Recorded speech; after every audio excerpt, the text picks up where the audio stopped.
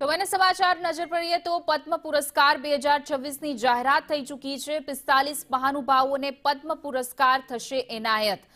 સામાજિક ક્ષેત્રે શ્રેષ્ઠ કામગીરી કરનારને પણ પુરસ્કાર એનાયત કરવામાં આવશે। પદ્મ પુરસ્કારો માટે પ્રારંભિક યાદી જાહેર કરવામાં આવી છે। ગુજરાતના 3 નામોનો યાદીમાં સમાવેશ છે। ધાર્મિક લાલ પંડ્યા, નિલેશ માંડલવાનો સમાવેશ કરવામાં આવ્યો છે। તો મીર હાજી કાસમભાઈને પણ એવોર્ડ એનાયત થશે। તો પદ્મશ્રી એવોર્ડની જાહેરાત થઈ ચૂકી છે નામોની, જેમાં ગુજરાતના 3 નામનો સમાવેશ છે। પદ્મ પુરસ્કાર 2026ની જાહેરાત થઈ। 45 મહાનુભાવોને આ પુરસ્કાર એનાયત કરવામાં આવશે, જેમાં ગુજરાતના 3 લોકોનો સમાવેશ છે। સામાજિક શ્રેષ્ઠ કાર્યને લઈને આ પુરસ્કાર જે છે તે આપવામાં આવશે।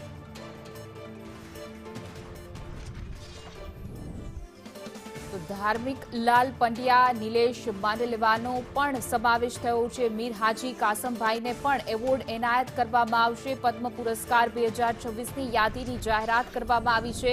ટોટલ 45 મહાનુભાવોને પદ્મ પુરસ્કાર એનાયત થશે, જેમાં ગુજરાતના 3 નામનો સમાવેશ છે। સામાજિક ક્ષેત્રે શ્રેષ્ઠ કામગીરી કરનારને આ એવોર્ડ આપવામાં આવે છે।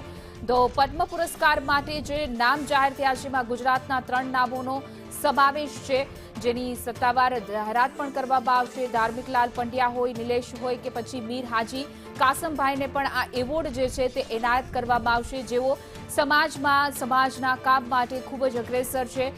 પદ્મ પુરસ્કાર જે છે એક ખૂબ જ મહત્વનો એવોર્ડ જે સરકાર દ્વારા એનાયત કરવામાં આવે છે। સામાજિક ક્ષેત્રે શ્રેષ્ઠ કામગીરી કરનારને આ એવોર્ડ એનાયત કરવામાં આવતો હોય છે। ત્યારે પદ્મ પુરસ્કાર માટે પ્રારંભિક યાદી છે તે જાહેર થઈ ચૂકી છે, જેમાં 45 નામ છે, જેમાંથી ગુજરાતના 3 મહાનુભાવો છે। ધાર્મિક લાલ પંડ્યા હોય કે પછી મીર હાજી કાસમભાઈને પણ આ એવોર્ડ જે છે તેમનું નામ એમાં સામેલ છે। પદ્મ પુરસ્કાર 2026ની સત્તાવાર રીતે જાહેરાત થઈ ગઈ છે। સરકાર દ્વારા જે આ એવોર્ડ એનાયત કરવામાં આવતો હોય છે, જે સમાજમાં સામાજિક ક્ષેત્રે કામગીરી કરતા હોય છે, અગ્રેસર હોય છે, એને આ એવોર્ડ આપવામાં આવતો હોય છે। વધુ વિગતો સાથે અમારા સંવાદદાતા કશ્યપ જોશી જોડાઈ ગયા છે।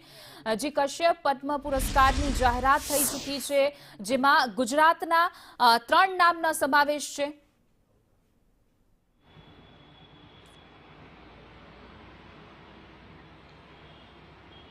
પદ્મ પુરસ્કારની જાહેરાત જે છે તે થઈ છે અને જે આ 45 મહાનુભાવોને આ પુરસ્કારથી સન્માનવામાં આવશે, તે પૈકીના 3 મહાનુભાવ છે તે ગુજરાતના છે અને ગુજરાતની આ 3 વિભૂતિઓ છે તેને પદ્મ પુરસ્કાર દ્વારા સન્માનિત છે તે કરવામાં આવશે, જેમાં એક નિલેશ માંડલેવાલાનો સમાવેશ થાય છે। તો ધાર્મિકલાલ પંડ્યા અને મીર હાજી કાસમભાઈ જે છે તે આ 3 નામનો સમાવેશ થાય છે અને આ 3ને પદ્મ પુરસ્કાર દ્વારા સન્માનિત કરવામાં આવશે। જે મીર હાજી કાસમભાઈ જે છે તે તબલાવાદક છે, તો ધાર્મિકભાઈ જે છે તે સાહિત્ય સાથે જોડાયેલા છે અને નિલેશભાઈ માંડલેવાલા જે છે તે સામાજિક પ્રવૃત્તિઓ કરી રહ્યા છે અને આ 3ને પદ્મ પુરસ્કાર જે છે તેના દ્વારા સન્માનિત કરવામાં આવશે। જી કશ્યપ, અમારી સાથે જોડાવા બદલ આપનો આભાર।